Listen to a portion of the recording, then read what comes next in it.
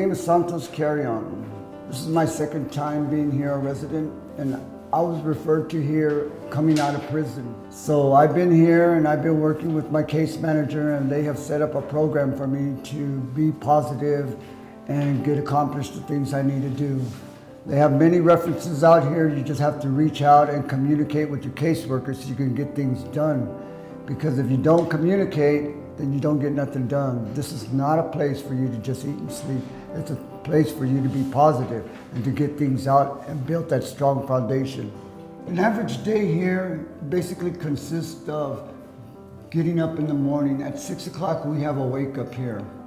At 6:30, everybody has to be out in their sleeping area and be in the social hall where breakfast is served around 6 o'clock. From 6:30 to 7:30, you have the option to sit there and eat and get ready. At 7:30, everyone has to leave the facility. Until 7 o'clock in the evening, we're allowed back in. Then we go through the process of going through the metal detector, signing in, checking for if we got any appointments to be made, because those are two important things that we have to do here, is sign in so they have accountability that we're here. And also checking that we have appointments, because those appointments, if we miss them, it's a bad situation, because they're appointments that they want to know what we're doing and where we're going with what we're doing here. I've been here at the mission. One of the most fondest things that happened to me is how I seen everyone here, staff and residents, come together, and not just being here that we're just individuals, but as a family, because I had to go through a hard time in my life where I had a death in the family, and I had the staff and everybody here really reach out to me and be understanding to help me deal with this. And that's when I found out that this was just not a mission, you know, where they just look at you like on an individual basis, but I really found the mental support from the people here, and that was something that I really needed, and I got it right here. We get a variety of organizations, church people that come here to serve dinner for us, and that's something that we all look forward to. And it's not just them coming, but it's the interaction that we have with them, being church people, because a lot of them, they independently, they'll come out and they'll reach out to us to try to get us to understand the word. And you know, it's a good communication for us and them and all of us to be together, and it puts a good environment here at the mission. If I wasn't here at the mission, honestly, I would say I would have been in the park, because I was homeless before I found this mission, and I lived at the park. I found everything I needed because, like I said, when I went to that gate, they really reached out to me and grabbed me. They didn't push me away. This is, yes, you're here. Let us help you, and that's the way it's been since I've been here. It's been consistently growing with all the help that I need, because honestly, there's nothing that really I can do now that I couldn't do before, because I got the support from them here. My name is Michael Miller. I moved here from Ohio. It's been a year now. I graduated high school in 1999. I went straight into the Army after that. Got injured in the Army, was released from duty. From there, I started going back into the construction field, worked there for, well, I want to say 15 years, 13 years. I met a girl, fell in love. We was engaged to be married, and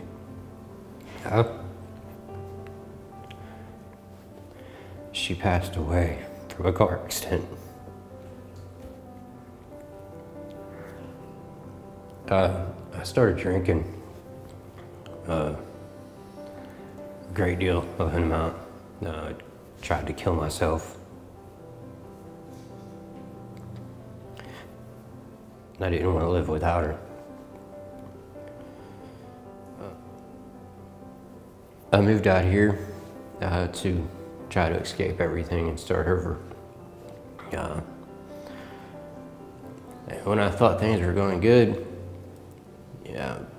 I was halfway here, and the job that I had lined up ended up getting canceled. So I didn't even have that to look forward to. I got to the Greyhound station here in San Bernardino, and the security guards there had told me about, CCLM. So that's when I ran up here, because I was desperate, and I didn't know what else to do. Once I became a resident, I started counseling, talking about my problems, my issues, and we, the staff, caseworkers, we all talked. I became a volunteer. After being a volunteer for roughly 6 months, I was given the opportunity for employment. I was employed for 3 months, and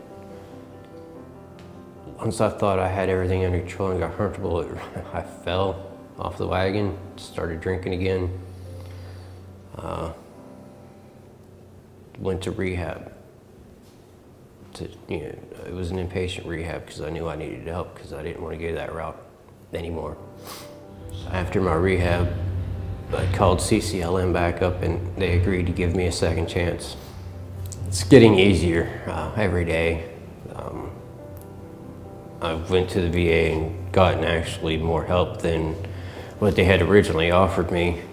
We're working on my pension and disability, and hopefully with those proceeds, I can take that and help people like me so that they know that they're not alone. My work plans are to open a homeless shelter for veteran services, just to give them the extra help that they deserve. I can offer them the emotional stability because I've been there and I've done that.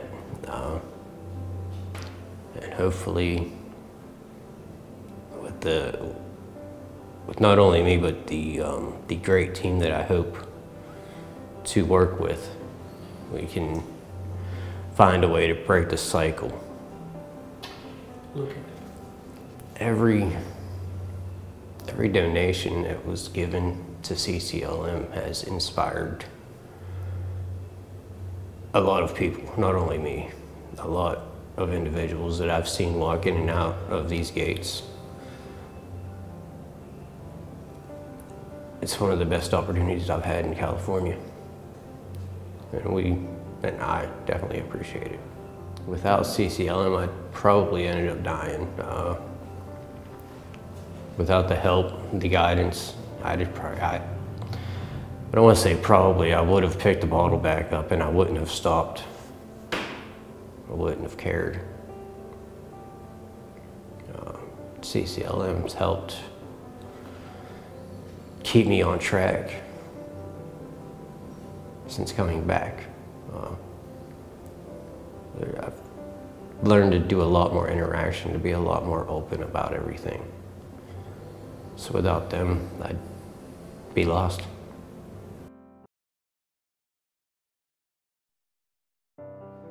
Hi, my name is Clare, and I'm the volunteer coordinator for LSS at Central City Lutheran Mission. I came here many years ago as a volunteer through my church. I had a friend who was serving Sunday night suppers here, and she invited me to come along. And when I walked in the door, although I was afraid, I had not been exposed firsthand to homelessness, and I was quite afraid. I came in and I thought, I'm here, I should do something.